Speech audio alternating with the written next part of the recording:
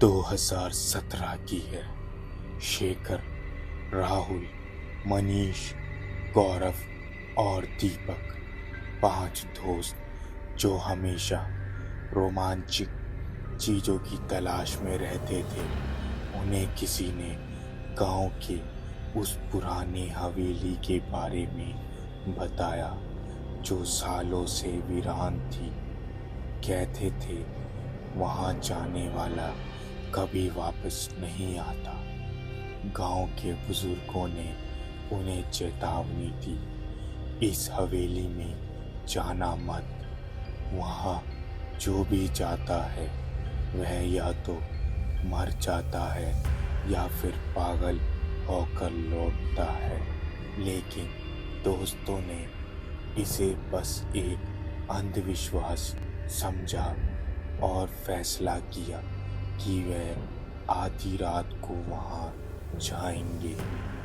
रात के 12 बजे बिना किसी को बताए 5 दोस्त अपने मोबाइल की टॉर्च और कैमरा लेकर हवेली की ओर निकल पड़े।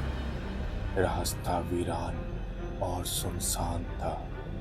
चारों ओर बस सन्नाटा था। केवल जंगली जानवरों की आवाज आ रही थी। जब वह हवेली के पास पहुंचे तो देखा कि दरवाजा पहले से ही आधा खुला हुआ था, जैसे किसी ने उनका इंतजार किया हो। हवेली टूटी फूटी थी और चारों तरफ घनी झाड़ियां उगी हुई थी। अंदर घुसते ही एक अजीब सी ठंडी हवा चली, जिससे उनकी रीढ़ की हड्डी में एक सरसराहट दौड़ गई। जैसे ही वे अंदर घुसे, मनीष ने धीरे से कहा, क्या तुम्हें भी महसूस हो रहा है कि यहाँ कोई और भी है? शेखर ने हंसते हुए कहा, अरे कुछ नहीं, बस तुम्हारे दिमाग का वहम है। लेकिन तभी पीछे से एक जोरदार आवाज आई। दीवार पर एक पुरानी लकड़ी की खिड़की अचानक अपने आप खुल गई। कमरे में ठंडी हवा का झोंका आया और साथ ही एक अजीब सी बदबू भी। दीपक ने कहा, चलो जल्दी से यहाँ से निकलते हैं। लेकिन राहुल ने हिम्मत दिखाते हुए कहा, हम इतनी जल्दी नहीं लौटेंगे, हमें पूरी हवेली देखनी है। वह हवेली के अंदर और आगे बढ़े। अचानक मनीष के फोन की टॉर्च बंद हो गई। उसी समय दीपक ने घबराकर इशारा किया, देखो वहाँ कुछ हिल रहा है। सभी ने देखा, सीढ़ियों पर एक काली परछाई खड़ी थी। वह किसी इंसान जैसी दिख रही थी, लेकिन उसका चेहरा साफ नहीं था। तभी वह परछाई धीरे धीरे हवा में उड़ने लगी और उनकी तरफ बढ़ने लगी। उसकी आंखें लाल चमक रही थी। गौरव ने डर से कांपते हुए कहा, ये कोई आदमी नहीं है, ये कुछ और है। अचानक कमरे की दीवारों पर खून से लिखा हुआ शब्द उभर आए, अब तुम नहीं बचोगे। दीपक की सांसें तेज हो गई।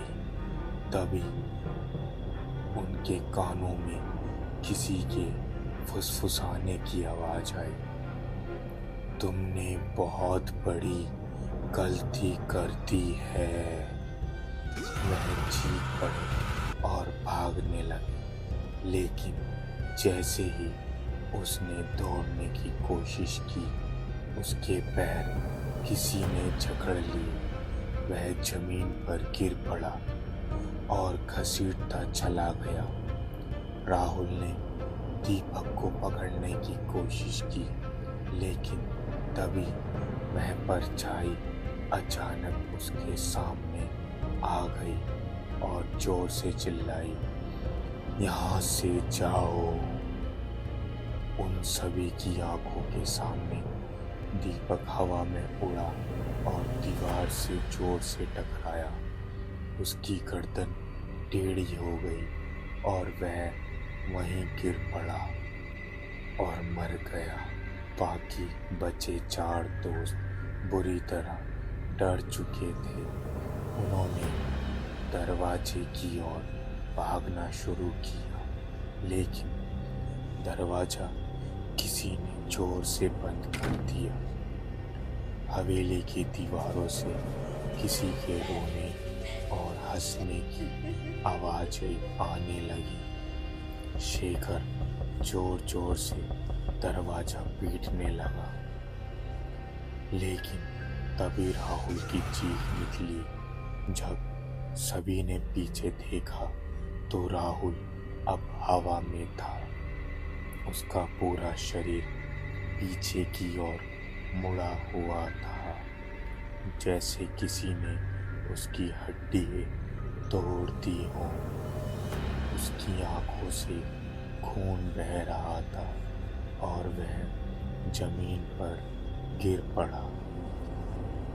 अब सिर्फ शेखर, मनीष और गौरव बचे थे। वह किसी तरह खिड़की से कूदकर बाहर भागे। जैसे ही वह हवेली से बाहर निकले, हवेली के अंदर से जोर हंसी की आवाज आई, फिर मिलेंगे।